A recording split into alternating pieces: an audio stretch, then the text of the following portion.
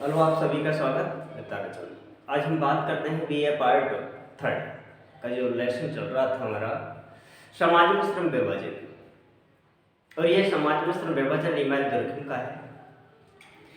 Email दुर्कहेम के संबंध में हमने इस लेसन के अंतर्गत एक पहला जो प्रश्न देखा वह है सामाजिक तथ्य। कि सामाजिक तथ्य क्या है, परिभाषित कीजिए। सामाजिक तथ्यों की विशेषता बतला तो व्याख्या कीजिए। अर्थात सामाजिक तथ्य कितने प्रकार के होते हैं।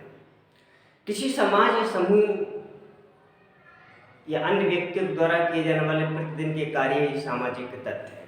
अर्थात किसी समाज के अंतर्गत कार्य करने के तौर तरीके, सोच विचार, रहन सहन, खान पान, रीति रिवाज, धर्म, नैतिकता इत्यादि सामाजिक तथ्य कहलाते हैं। सामाजिक तथ्य की हमने दो विशेषताएं बताई, बाह्यता और वैधता। दूसरा जो हमारा प्रश्न था the division of labour in society, समाज में श्रम विभाजन। ये दुर्कहेम की पहली कृति है, महत्वपूर्ण पहली कृति है, जिसके अंतर्गत समाज में श्रम विभाजन को उल्लेख किया है कि वास्तव में समाज में क्या है श्रम विभाजन। अर्थात तो कार्य का बंटवारा ही श्रम का विभाजन है। व्यक्ति की योग्यता और क्षमता और कुशलता के आधार पर, इसके विवेक के आधार पर, उसके गुणों के आधार पर कार्य का बंटवारा कर लेना और समाज की संरचना और व्यवस्था को बनाए रखना ही समाज का श्रम विभाजन है। प्राचीन समाज के अंतर्गत जनसंख्या तो कम थी, लोगों की आवश्यकताएं भी सीमित थी, सभी लोग मिलकर काम करते थे, मिल बांट कर खाते थे और सामूहिकता अधिक थी। व्यक्तिवाद का अभाव था, संपत्ति का भी अभाव था, इसलिए श्रम विभाजन की कोई ऐसी आवश्यकता नहीं थी। सभी लोग सभी प्रकार के कार्य करते थे। बाद में जनसंख्या में वृद्धि हुई, लोगों की आवश्यकता बढ़ी, तो स्वतः ही समाज में कार्य का बंटवारा हो गया, जिससे इमाइल दुर्कहेम ने श्रम विभाजन कहा है। तो आदिम समाज, प्राचीन समाज, परंपरागत समाज, अशिक्षित समाज, कृषक समाज के अंतर्गत जो एकता पाई जाती है वो यांत्रिक एकता है। क्योंकि उस समय जनसंख्या को कम थी और लोगों की आवश्यकता भी सीमित थी, तो ऐसी एकता को हम यांत्रिक एकता कहते हैं। लेकिन धीरे धीरे स्वतः ही समाज में परिवर्तन के कारण यांत्रिक एकता के स्थान पर साव्यवी एकता आ गई, जो आधुनिक, औद्योगिक, जटिल, विकसित, नगरीय, शिक्षित समाजों के मध्य पाई जाती है। इसके बाद में इमाइल दुर्कहेम ने सामाजिक एकता के दो प्रकार बतलाए, जो हमने पूर्व प्रश्न के अंतर्गत अध्ययन कर लिया है। अब आते हैं कि जनसंख्या, समाज में श्रम विभाजन क्या है। कि समाज में श्रम विभाजन क्या है, अर्थात कार्य का बंटवारा ही समाज में श्रम विभाजन है। जो व्यक्ति अपनी योग्यता क्षमता के आधार पर कार्य करता है वो हमारा श्रम विभाजन। प्राचीन समय के अंतर्गत तो श्रम का विभाजन तो था, लेकिन न्यूनतम मात्रा में था, नाम मात्र का था, और जो भी था तो वो आयु, लिंग इत्यादि के आधार पर। लेकिन अब बात आती है कि समाज में श्रम विभाजन के क्या कारण थे। तो पहला आज का जो हमारा टॉपिक है वो है समाज में श्रम विभाजन के कारण। कि ऐसी क्या आवश्यकता पड़ी जो समाज में श्रम विभाजन करना। सबसे पहली बात है प्राथमिक कारक। जो महत्वपूर्ण कारक है वो है जनसंख्या के आकार और घनत्व में वृद्धि। जनसंख्या के आकार और घनत्व दोनों में वृद्धि होने पर श्रम का विभाजन होता है। क्योंकि प्राचीन समाज के अंदर ना तो जनसंख्या का आकार न जनसंख्या घनत्व बड़ा था, इसलिए श्रम विभाजन की ऐसी कोई आवश्यकता नहीं थी। लेकिन आकार और घनत्व में वृद्धि होने से ही श्रम विभाजन हो गया। जनसंख्या के आकार घनत्व में वृद्धि को पुनः दो भागों में विभाजित करते हैं। एक तो जनसंख्या के नैतिक घनत्व में वृद्धि, नैतिक घनत्व में वृद्धि, और दूसरा है जनसंख्या के भौतिक घनत्व में वृद्धि होने समाज में श्रम विभाजन। बाद में जनसंख्या का जो दूसरा जो कारक है, जो कारण है, वो दूसरे कारक के अंतर्गत पहला जो कारक है वो है सामूहिक चेतना को उत्तरोत्तर ह्रास, अर्थात सामूहिक चेतना में कमी आ गई। श्रम विभाजन का जो दूसरा प्रमुख कारण का जो पहला कारक है वो है सामूहिक चेतना का उत्तरोत्तर ह्रास, कमी आ गई, अर्थात सामूहिक चेतना में कमी आ गई जिसके कारण समाज में श्रम विभाजन हो गए। द्वितीय कारक का दूसरा जो कारक है वो है पैतृकता का घटता प्रभाव। पैतृकता का मतलब होता है वंशानुगत प्रभाव। तो सबसे पहली बात यह है कि प्राथमिक कारक के बारे में हम वर्णन करते हैं तो उसका मतलब यही हुआ कि प्राचीन समाज के अंतर्गत तो श्रम विभाजन नहीं था, क्योंकि उसमें जनसंख्या कम थी, सीमित थी, साधन भी सीमित थे, लोगों की आवश्यकताएं भी सीमित थी, इसलिए सभी लोग सभी प्रकार के कार्य करते थे, इसलिए श्रम विभाजन नहीं था। दूसरा है द्वितीय कारक में सामूहिक चेतना। डॉकिन ने अपने सिद्धांत के अंतर्गत समाज को प्रथम स्थान और व्यक्ति का द्वितीय स्थान दिया है, अर्थात समाज ही देवता है। तो सामूहिक चेतना, यांत्रिक समाज के अंतर्गत सामूहिक चेतना अधिक थी, और सामूहिक चेतना का मतलब है किसी समाज के समूह के सदस्यों के मध्य रीति रिवाज, धर्म, प्रथा, नैतिकता आदि के अंतर्गत जो समानता देखने को मिलती है वो है सामूहिक चेतना। अर्थात सामूहिक चेतना प्राचीन समय में तो अधिक थी, लेकिन यांत्रिक समाज के अंतर्गत, यांत्रिक एकता के अंतर्गत, लेकिन साव्यव एकता में सामूहिक चेतना खत्म हो जाती है, व्यक्ति का प्रभाव कम हो जाता है। जैसे जैसे सामूहिक चेतना का प्रभाव कम होता है, क्षीण होता है, कमी आ जाती है, वैसे वैसे समाज में परिवर्तन के अवसर अधिक होते हैं, समूह की शक्ति क्षीण होती है, समाज के विकास के अवसर अधिक होते हैं। समूह पर समाज का दबाव होता है, व्यक्ति का दबाव होता है, तो समाज के परिवर्तन के अवसर कम होते हैं। तो ये एक दूसरे की उल्टी है। परिवार और समाज पर वंशानुगत प्रभाव अधिक है तो परिवर्तन के अवसर कम होते हैं। व्यक्ति समाज पर अधिक प्रभाव है तो परिवर्तन के अवसर कम होंगे, और प्रभाव कम है तो परिवर्तन के अवसर अधिक होंगे। तो प्राचीन समाज के अंतर्गत वंशानुगत जो सामूहिक जो चेतना थी वो समूह में रहने की थी, इसलिए उसमें परिवर्तन के अवसर कम थे। और आधुनिक युग के अंतर्गत आते आते सामूहिक चेतना बिल्कुल खत्म हो जाती है। अब व्यक्ति पर समाज का कोई दबाव नहीं पड़ता, बल्कि व्यक्ति स्वतंत्र है। द्वितीय कारक का जो दूसरा कारक है पैतृकता का घटता प्रभाव। पैतृकता का मतलब होता है वंशानुगत। आधुनिक युग के अंतर्गत वंशानुगत जो प्रभाव है, वृद्ध लोगों का जो समाज पर जो प्रभाव है, जो परिवार पर जो प्रभाव है, व्यक्ति पर जो प्रभाव है, वो क्षीण हो गया, उसका प्रभाव घटता जा रहा है। इसलिए सामूहिक चेतना घट गई, और सामूहिक चेतना घट गई तो समाज में अपराधों की संख्या बढ़ी। तो जैसे जैसे समाज पर पैतृकता का प्रभाव घटता जाता है, वैसे वैसे समाज में श्रम विभाजन होता जाता है, समाज में परिवर्तन के अवसर अधिक होते हैं। तो यह रहा हमारे समाज में श्रम विभाजन के प्रमुख कारण। अब हम बात करते हैं कि समाज में श्रम विभाजन के परिणाम क्या है।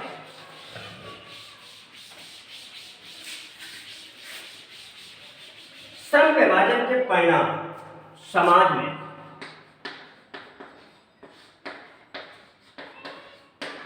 श्रम विभाजन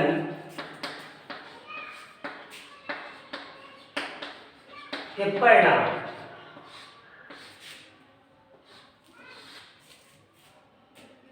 नंबर 1, प्राकार्यात्मक स्वतंत्रता एवं विशेषीकरण। प्राकार्यात्मक की स्वतंत्रता एवं विशेषीकरण।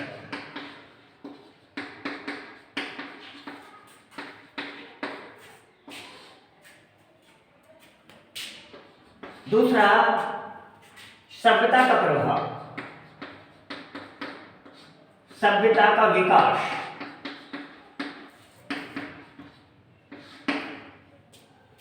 तीसरा, सामाजिक प्रगति।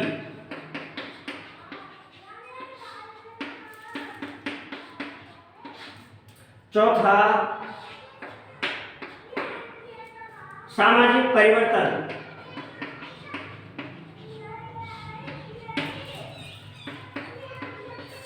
अधिक। पांचवा, व्यक्तिवादिता।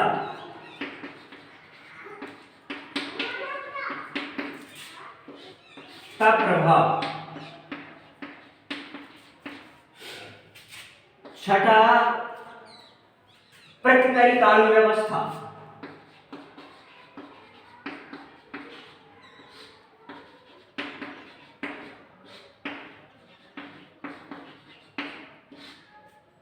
नवीन समूह की उत्पत्ति। सातवां, नवीन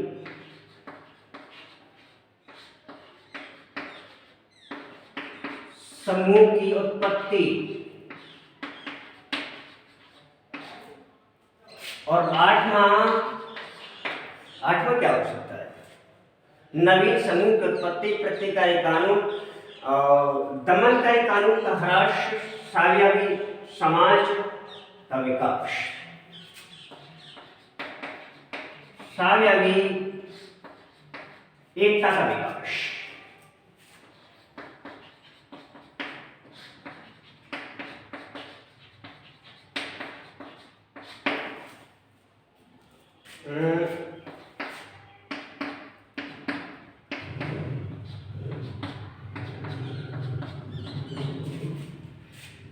ये रहे हमारे समाज में श्रम विभाजन के परिणाम।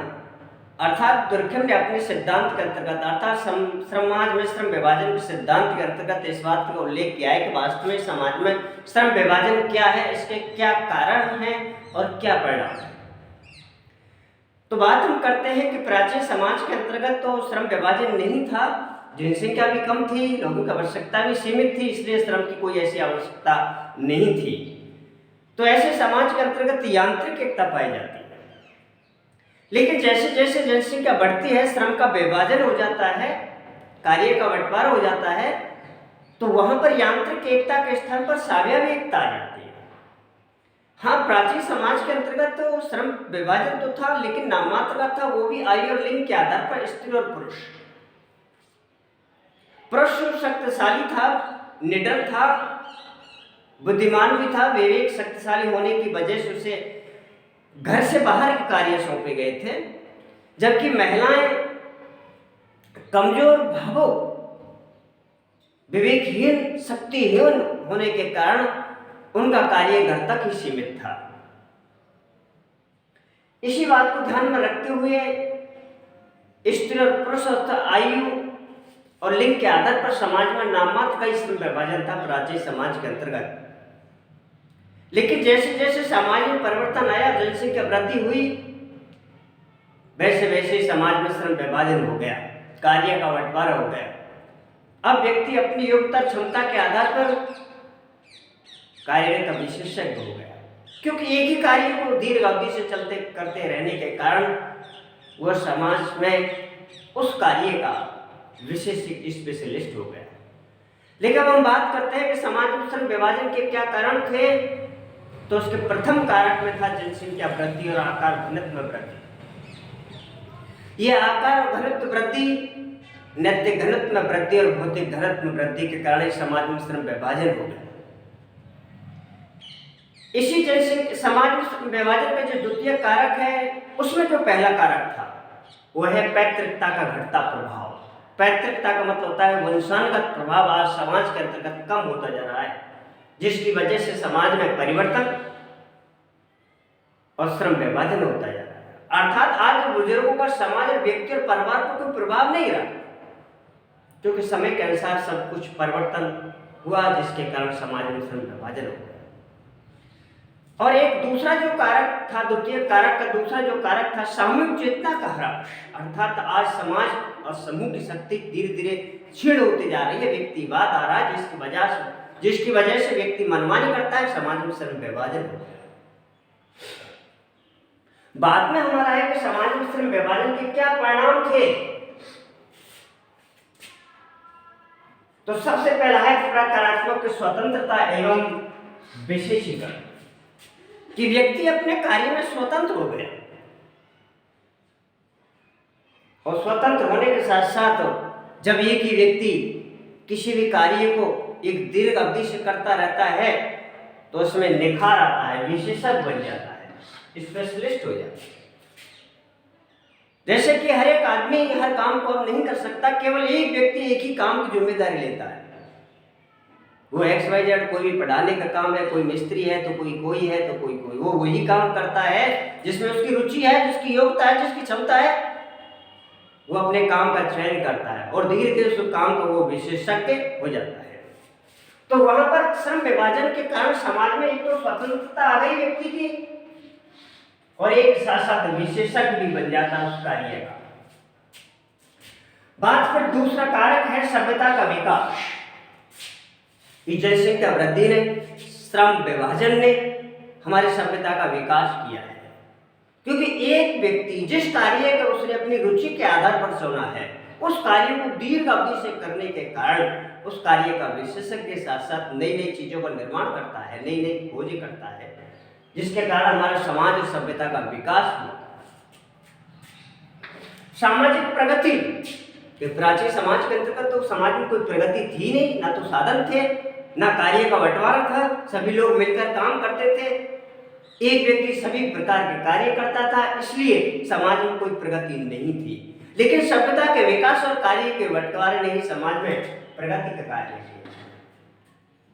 और बाद में जो हमारा चौथा जो परिणाम है, सामाजिक परिवर्तन अधिक।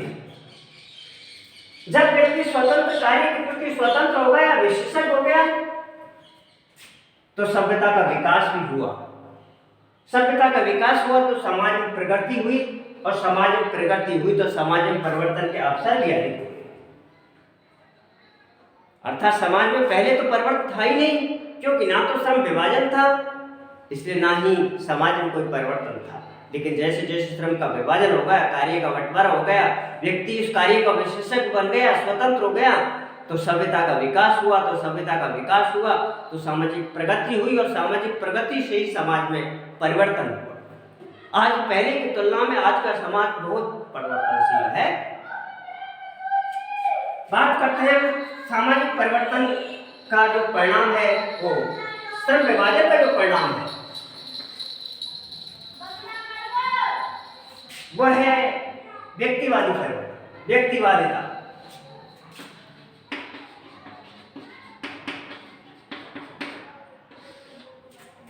श्रम विभाजन के अभाव में सामूहिकता अधिक थी। समाज के अंतर्गत सभी लोग मिलकर काम करते थे, लेकिन जैसे जैसे जनसंख्या बढ़ी, यांत्रिक एकता से सामाजिक एकता आई, तो वैसे ही व्यक्तिवाद आ गया।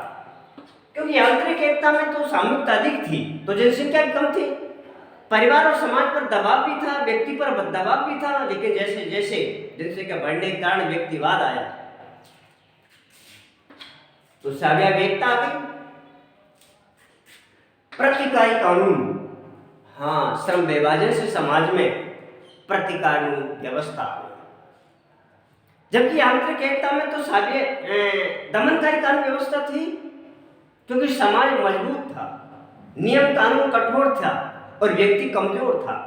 लेकिन जैसी जनसंख्या बढ़ गई, यांत्रिक एकता से साम्य में परिवर्तन हो गई, तो दमनकारी कानून व्यवस्था से प्रतिकारी कानून व्यवस्था आ गई। अब समाज की शक्ति क्षीण होने के बाद में राज्य मजबूत हो गया, राज्य शक्तिशाली बन गया। अब व्यक्ति और समाज दोनों ही राज्य के आदेशों का पालन अवश्य करते हैं। बेशक उस समय व्यक्ति और समाज के आदेशों को पालन नहीं करते थे। नवीन समूह की उत्पत्ति, अर्थात श्रम विभाजन ने समाज के अंतर्गत नवीन समूह, समुदाय, संगठनों को जन्म दिया है। ये प्राचीन समय में नहीं थे, क्योंकि जनसंख्या भी कम थी तो लोगों की आवश्यकता भी सीमित थी, तो सभी मिलकर रहते थे, समूह की कोई आवश्यकता भी नहीं थी। आज समाज के अंतर्गत श्रम विभाजन के आधार पर अनेक प्रकार के संगठन, समूह बने हुए हैं। ये समूह हमारे अस्थायी होते हैं, किसी विशेष उद्देश्य की पूर्ति के लिए हमें समूह का निर्माण करना पड़ता है।